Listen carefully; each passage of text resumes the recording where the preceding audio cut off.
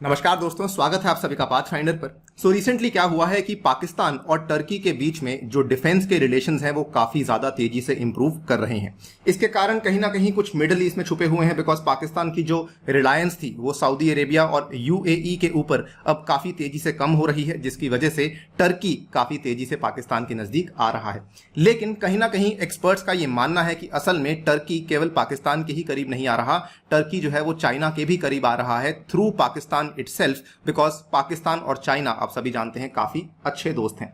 Now इसके चलते experts का यह मानना है कि शायद कहीं ना कहीं एक पाकिस्तान, चाइना और टर्की की एक्सिस बन सकती है, एक तकड़ा नेक्सस बन सकता है, जो कि आगे जाके कहीं ना कहीं भारत के ऊपर भी खराब प्रभाव डाल सकता है।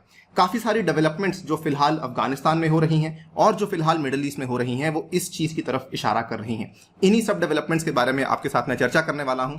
चलिए स्टार्ट करते हैं दोस्तों मेरे साथ। मेरा नाम है अनिरुद्ध। यदि आप लोग इस लेक्चर की पीडीएफ को डाउनलोड करना चाहते हैं तो यहां पर दिए गए टेलीग्राम चैनल के ऊपर से कर सकते हैं। अगर आप लोग मुझसे सोशल मीडिया पर जुड़ना चाहते हैं तो वो भी कर सकते हैं using this particular handle. Right guys, Turkey Pakistan के रिलेशंस आज से काफी पुराने साल पहले ही बन चुके थे। अगर आप देखें 1947 की बात है, तब से लेके टर्की और पाकिस्तान के बीच में जो डिप्लोमेटिक संबंध हैं वो एस्टैब्लिश करे जा चुके थे। इनफैक्ट टर्की एक ऐसा देश था जिसने कि काफी ज्यादा पाकिस्तान को सपोर्ट किया इसके लिए कि पाकिस्तान को एक यूनाइटेड नेशंस का मेंबर बनाया जाए, और जिसके चलते पाकिस्तान आज की डेट में यूएन का मेंबर बन भी चुका है। हालांकि इन दोनों को जोड़ने वाला रिलीजन भी है, बिकॉज दोनों जो हैं वो हनाफी स्कूल ऑफ सुन्नी इस्लाम को फॉलो करते हैं, और ये वाला जो हनाफी स्कूल था दोस्तों, ये बेसिकली इस्लाम की वो वाली इंटरप्रिटेशन है जिसको कि ऑटोमन एम्पायर ने यहाँ पर लागू किया था, और इसीलिए क्योंकि दोनों इसको फॉलो करते हैं कहीं ना कहीं नजदीकियां वहां पर भी बनी हुई हैं। नाउ जो रीसेंट डेवलपमेंट्स हुई हैं जो कि बताती हैं कि इन दोनों की आपसी नजदीकियां जो है वो काफी बढ़ चुकी हैं, उसमें सबसे पहले आता है exchange of meetings and awards. दूसरे नंबर पर आता है बढ़ती हुई defence partnership between Turkey and Pakistan. तीसरे नंबर पर आता है इनका जो बढ़ता हुआ कोलैबोरेशन है अफगानिस्तान में। एंड चौथे नंबर पर जिस चीज को लेकर इंडिया ने काफी बार जो है क्वेश्चंस भी जताए हैं, टर्की का जो कश्मीर के इशू को लेकर स्टैंड है। बात करूंगा सबके बारे में one by one, and then बात करूंगा चाइना एंगल किस तरीके से एंट्री लेता है। सबसे पहले बात करें एक्सचेंज ऑफ अवार्ड्स की। आपके सामने दो फोटोज को शो कर रहा हूं। ये वाली फोटो आपके सामने है और ये वाली फोटो भी आपके सामने है। ये पाकिस्तान के जनरल है जिनको सम्मानित किया जा रहा है टर्की के द्वारा, और ये टर्की के जनरल है जिनको सम्मानित किया जा रहा है पाकिस्तान के द्वारा। ये दोनों की दोनों चीजें हाल ही में हुई हैं। पाकिस्तान के द्वारा सम्मानित किया गया था अप्रैल में, और जो है टर्की के द्वारा सम्मानित किया गया था जुलाई की बात है। दोनों के दोनों जनरल्स को जो हाईएस्ट अवार्ड होता है वो यहां पर दिया गया था। इसके अलावा दोस्तों अगर डिफेंस पार्टनरशिप की बात करें, यहां पे काफी बड़ा रोल आता है सऊदी अरेबिया और यूएई का। आपने देखा होगा पिछले कुछ महीनों में पाकिस्तान के जो संबंध हैं वो सऊदी के साथ और यूएई के साथ थोड़े से बिगड़े हैं। इनफैक्ट आपने देखा होगा कई बार ऐसा हुआ है कि सऊदी और यूएई ने जो भी लोन्स पाकिस्तान को दिए हुए थे उनको वापस करने की मांग यहां पे रख दी है। इस पूरी की पूरी चीज के चलते टर्की बेसिकली कोशिश कर रहा है कि वो कहीं ना कहीं पाकिस्तान के साथ अपनी दोस्ती को बढ़ा ले। और टर्की के पास ऑफर करने के लिए क्या है दोस्तों? टर्की के पास ऑफर करने के लिए डिफेंस टेक्नोलॉजी है, जो कि इसको काफी अच्छे तरीके से मिल जाती है, बिकॉज आपको मालूम होगा टर्की जो है वो नाटो का मेंबर है, और नाटो के मेंबर्स के पास अक्सर जो डिफेंस की तकनीकें हैं वो काफी अच्छे तरीके की और काफी अच्छी लेवल की अवेलेबल होती हैं।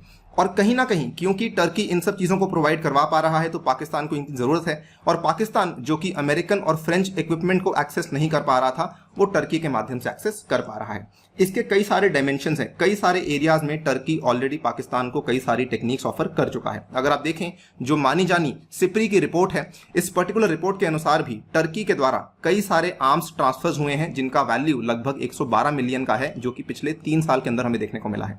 इनफैक्ट इतना ही नहीं, Turkey was Pakistan fourth largest source of arms surpassing the USA, यानी कि यूएसए से भी ज्यादा जो हथियार हैं वो टर्की के द्वारा दिए जा रहे हैं पाकिस्तान को। दोस्तों इसमें कई सारे क्षेत्रों में ऑलरेडी एंगेजमेंट हो चुकी है।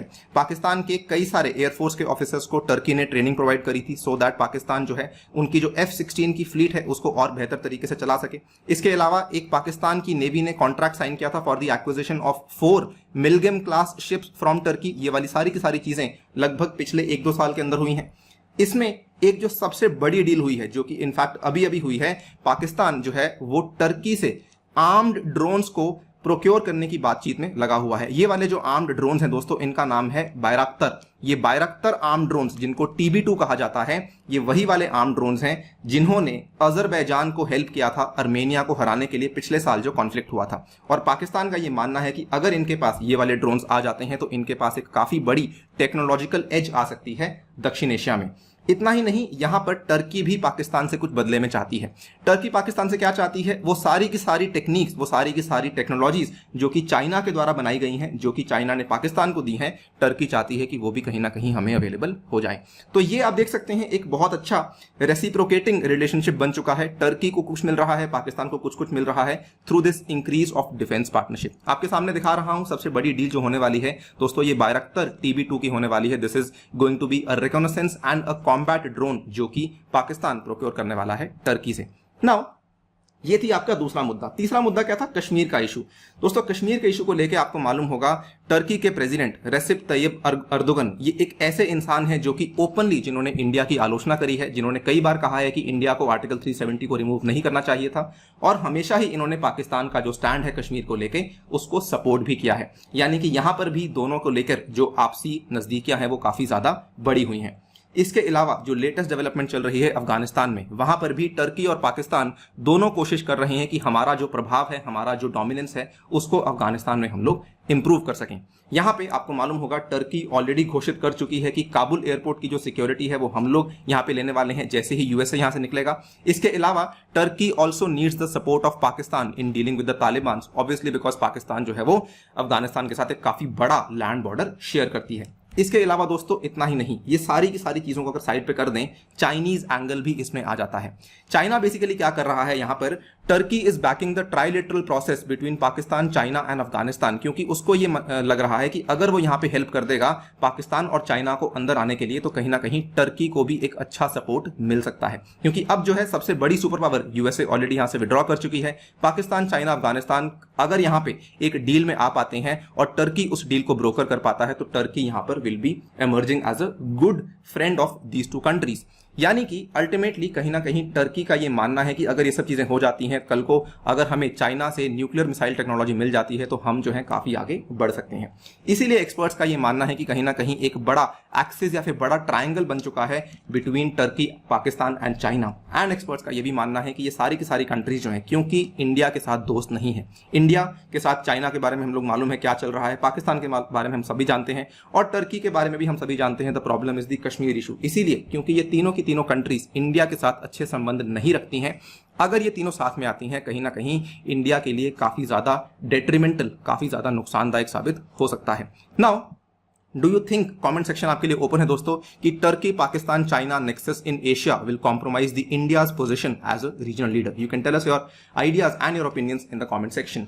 फिलहाल के लिए दोस्तों वीडियो में इतना ही। जाने से पहले आपको बताना चाहूंगा अनअकैडमी आपके लिए लेकर आया नए ऑफर्स, जिसमें कि इस बार अगर आप लोग सब्सक्रिप्शन लेते हैं दोस्तों, तो ऑप्शनल की टेस्ट सीरीज भी आपको फ्री मिल जाती है। याद रखिए कोड आपको यूज करना है अनि UPSC in order to enroll into any subscription, जिसके चलते आपको मेरी पर्सनल गाइडेंस भी अवेलेबल हो जाएगी। ऑप्शनल टेस्ट सीरीज में 21 टेस्ट मिलने वाले हैं, which is going to be a comprehensive test series. इसके अलावा आपका मेंस का जो और प्रीलिम्स का टेस्ट सीरीज वो भी अवेलेबल है। और इसके अलावा दोस्तों 2 साल की सब्सक्रिप्शन के साथ आपको 1 साल का subscription completely free of cost दिया जा रहा है। अगर आप लोग सब्सक्रिप्शन लेते हैं, मेरे द्वारा इंडियन ज्योग्राफी पढ़ पाएंगे, मेरे द्वारा इंडियन पॉलिटी पढ़ पाएंगे, और इसके अलावा अनअकैडमी के टॉप एजुकेटर्स के द्वारा, दिल्ली की टॉप फैकल्टी के द्वारा, and even x IAS IPS officer के द्वारा आप सारे के सारे बैचेस को यहां पे एक्सेस कर पाएंगे। कई सारे बैचेस चल रहे हैं। फीनिक्स का रिवीजन बैच चल रहा है, 1 ईयर बैच चल रहा है, 2 ईयर बैच चल रहा है, हिंदी बैचेस चल रहे हैं, बाइलिंगुअल बैचेस चल रहे हैं, इंग्लिश बैचेस चल रहे हैं।